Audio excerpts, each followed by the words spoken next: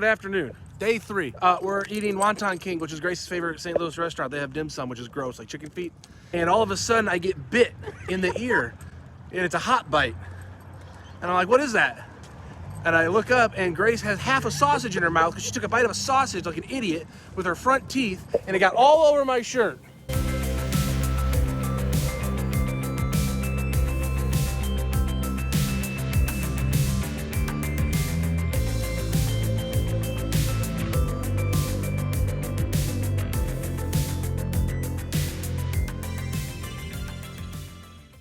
Today it's like Wednesday at 2 o'clock or 3 o'clock in the afternoon, so if there's anything running, it's more. Whoa. Hopefully we'll run better today than I did yesterday, because that was muy mal. New plan today: play well and run well. Didn't say that yesterday, and that's why I lost.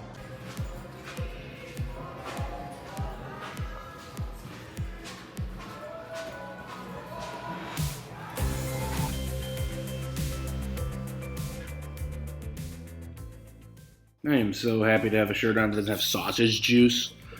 Okay, hello, good evening, good night, good morning. Whenever you're watching, welcome back to the vlog. Day 3 of the 5 vlog thingamajig challenge. And here, we're at Ameristar in St. Louis, the armpit of America, and I have pocket 3s, and there's a limp and a call. And when I say a limp and a call, I mean there's a button straddle and a call.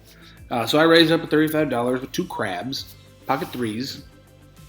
And the straddler calls, and then the under the gun player who had previously limped, he decides to fold, which is cool. And to win sessions in poker, USD dollars, you have to win a lot of these kind of pots where you raise pre-flop and either hit or miss, and then still bet, still wager, and then take it down. I know they don't look, very glamorous on a vlog, but they really do make up the majority of your profit. Are these kind of hands. These raise and takes where it's, most of the time a bluff, but not really. I probably had the best hand anyway, but I wanted to throw this in there to show, like, this is usually what happens. It's not always like 5-way all-ins and people making, plays with gibberish. It's a lot of these raise and takes and all that kind of stuff. Now, having said that, here I'm under the gun, which is, the best position you can be in, because everybody knows the early bird gathers the worm, or I think I got the saying right. And it's always good to act first, because that way you get to set the tone for the hand. Everybody knows that's one of my big secrets to No Limit Texas Hold'em. So I raised to 10 and the hijack calls, and the cutoff raises to 35. You see that I called the 35, and what I should have done is not called the 35. I should have looked over to my opponent to see how many chips he had, because guess what? He doesn't have any. He's got like 70 behind. That's not good. Plus, it's probably not great to be calling with 8 high, out of position. So if he was deeper, you could, maybe find a raise, or, a fold. Calling's probably the worst of the 3 options, and I know that calling's the worst option here because the guy doesn't have any chips behind him. But there might be some silver lining here. The hijack and me maybe can play a pot, but that's not how you should look at a hand. You should look at the hand by the guy who makes the pre-flop raise. It's his pot. Like, you're not calling because the hijack has chips too. That doesn't work. Doesn't make any sense. So here I flop a pair. A lot of times you will see people in the cutoff position raising it pre-flop with ace king, missing and still shoving all in, and that's what we're hoping for here, which is why I call. Plus I have some, I have outs no matter what he has. I can hit a 7, an 8, or 6. Those are for sure good. And here he's got pocket queens, and he's going to have pocket queens there because that makes sense. Of course he has pocket queens, and he got a good flop, put the money in, and now I'm going to have to catch up, and I'm not going to catch up. But just in case I did, the dealer throws out that third queen just to make sure that the pot doesn't come my way, because they like to rub it in like that. Happening at the current session, because I played like 3 today. The specific current one that I'm playing, I'm up $50. But like through the course of the 3, I might be down 100. Not really sure. I'll know at the end of the night when I count everything. Had a snack earlier. It was okay. It was a little dry sandwich, a little dry. So since there's nothing to report poker-wise, something you may enjoy. I went to the bathroom earlier, the men's room specifically, and I wasn't paying much attention. I was just walking in, and I was looking for the back side of the bathroom. The front has the hand washies, and then you walk around the side there, and they have one row of poopers and then one row of standing toilets, urinals, johns. And so I was walking to the back of the bathroom, and I wanted to go to the john furthest away from from other humans, and I just, I'm just looking to see what's going on. I happen to look to the left, and there's a gap in between the bathroom there, and I see between the gap and a guy, he's looking just right at me, and I mean, we meet eyes. We meet eyes, and he goes, "Why? Why'd you do that? That's weird, right?"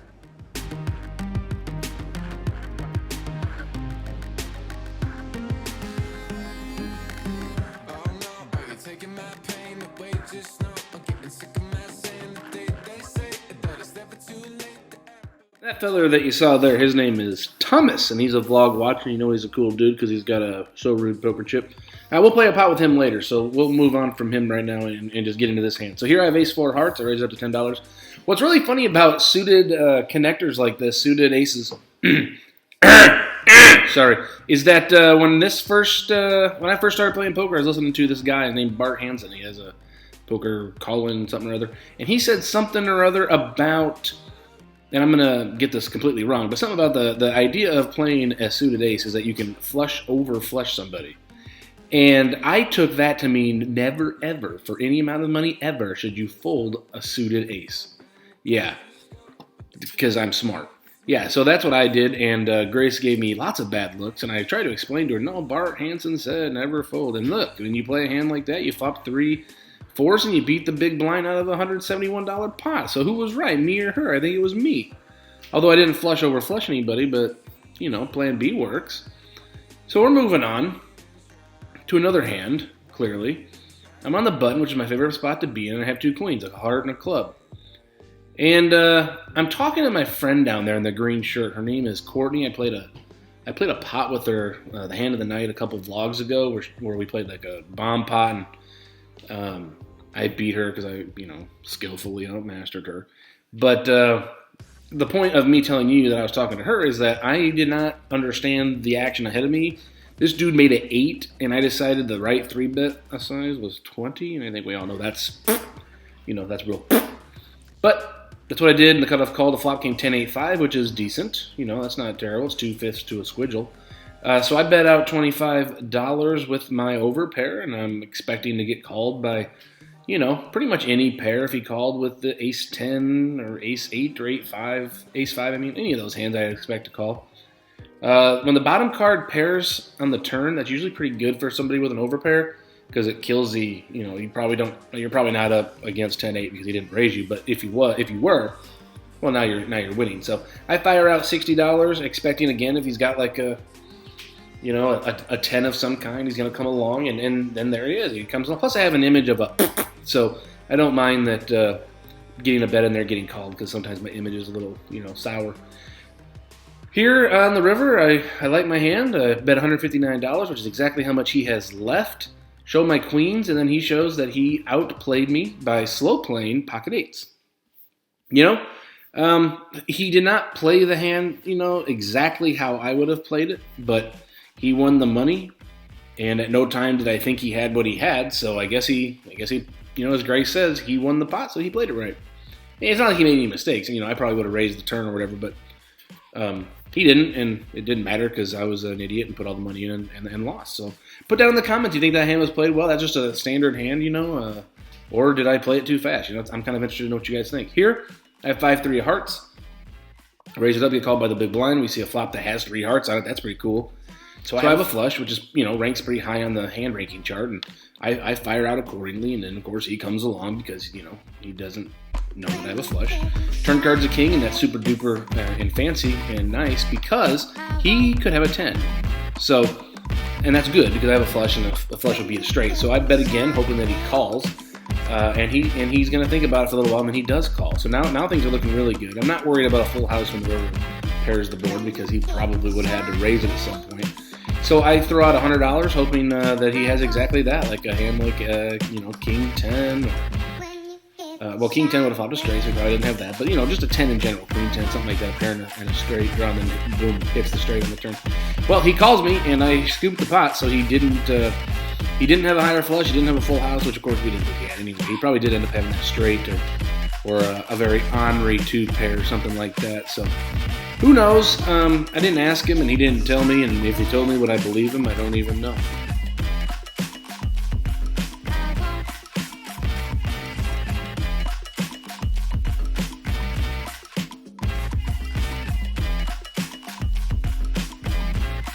So this is that hand I told you that I played with Thomas. He's to my left. He just checks in the big blind. I think chopping is stupid, so that's why I limped in the small blind. I came to play poker. I don't want to chop. Here I flop a flush draw, so I bet half the pot, which is $2 whole, and he makes the call. We're going to go to a turn, which is going to improve my equity. It gives me lots more ways to win. I can win with an ace or a 9, still can win with a heart. Who knows? Maybe a jack is good. So I bet out 4, and he raises it to 8. So what's the thing to do when you can't win right now? Well, let's put in that bet 3 bet. So there goes another bet, another raise. $12 now, 4 more for him to call. So he's probably going to make it 16 if he knows what's good for him. But he doesn't make it 16 because he's, better at poker than I am. So he makes it $23. So 9 more for me to call. I just happen to have a hand that can call $9, but I am starting to get a little scared that he has an actual hand, because he has put in the 4th bet, And usually that's a sign of strength. You heard it here first. The river card, of course, is going to miss me. I don't think he's going to fold to an overbet or anything like that. So I check, and he checks, and he shows, unbelievably, he shows the queen 6 of spades for absolute max ownership. Second pair, no kicker, and obviously it's obviously the winner because, I'm, an idiot.